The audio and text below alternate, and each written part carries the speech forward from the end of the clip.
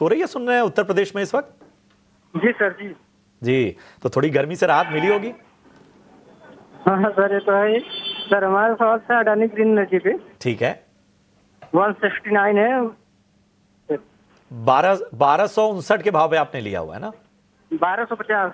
1250, ठीक है, ये हम ठीक है। 1250 काफी नुकसान में है आप। कितना समय और देना चाहते हैं आप? सर एवरेज कितने पे कर सकते हैं इसको हम? अच्छा, एवरेज करना चाहते हैं। विनोद, अडानी ग्रीन एनर्जी 1250 की बाइंग है, पूछ रहे हैं कि क्या एवरेज करने की सलाह मिलेगी। इसके अलावा इनका कुछ और भी सवाल हैं।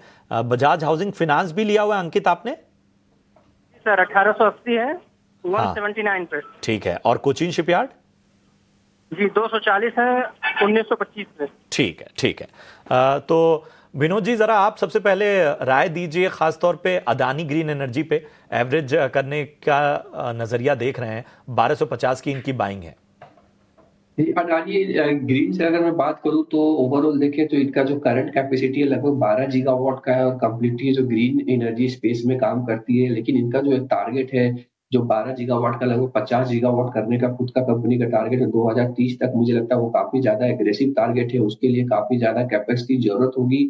नो डाउट अगर अभी का बैलेंस शीट को समझे तो इनका जो डेट एबिटा जो निकल के आता है वो मोर देन 8x 8.5x आता है। वो मुझे काफी स्ट्रेस्ड लगता है, तो बैलेंस शीट के हिसाब से मुझे कंफर्ट नहीं दिखती है। At the same time valuation में देखिए तो जो कि अभी के लेवल पे इनका प्राइस टू बुक जो निकल के आता है वो लगभग 11 से 12 टाइम निकल के आता है, तो काफी एक्सपेंसिव मुझे लगता है। तो ये लेवल भी हमारा नजरिया स्टॉक पे नेगेटिव रहेगा। हम आपको एवरेज करने की इसमें हमारा सलाह नहीं रहेगी। तो अडानी ग्रीन जो है उस पर राय आपको मिलती हुई। राजेश, मैं आपके पास आना चाहूंगा। बजाज हाउसिंग फाइनेंस इन्होंने 179 के स्तर पे खरीदारी की है और कोचीन शिपयार्ड 1925 के भाव पे। इन दोनों पे जरा राय दीजिए।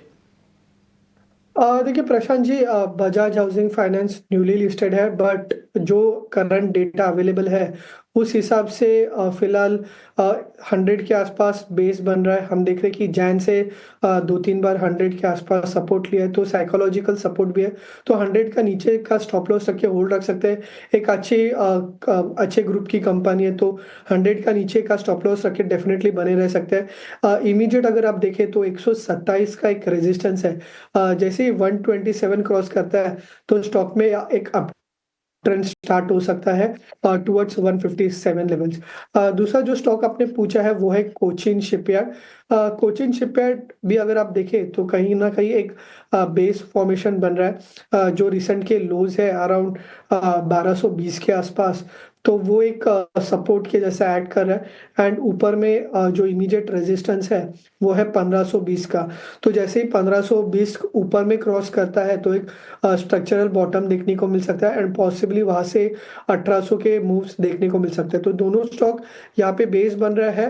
कुछ इंपॉर्टेंट रेजिस्टेंस लेवल्स है, जैसे ही उन्हें क्रॉस करता है उसके बाद एक शॉर्ट टर्म में एक पॉजिटिव मोमेंटम देखने को मिल सकता है। Alright, hello and good morning. मैं कविता, मैंने अभी ज्वाइन किया है, और राजेश, विनोद और प्रशांत, आपको भी गुड मॉर्निंग। और क्या कहेंगे, शुक्र है, शुक्रवार है। बिल्कुल, और पिछले कुछ हफ्ते से शुक्रवार जो है वो बड़ा सुखद शुक्रवार हो गया। आपसे तो मुझे फिल्मों की बात भी करनी है, क्योंकि इतना लंबा वीकेंड है, कुछ तो जानेंगे कि वीकेंड का प्लान कहाँ बनाया जाए, है ना। लेकिन झटपट एक दर्शक हमारे फोन लाइन पे जुड़े हुए हैं, पहले उनसे एक बार बात कर लेते हैं और उसके बाद लॉन्ग वीकेंड का एक प्लान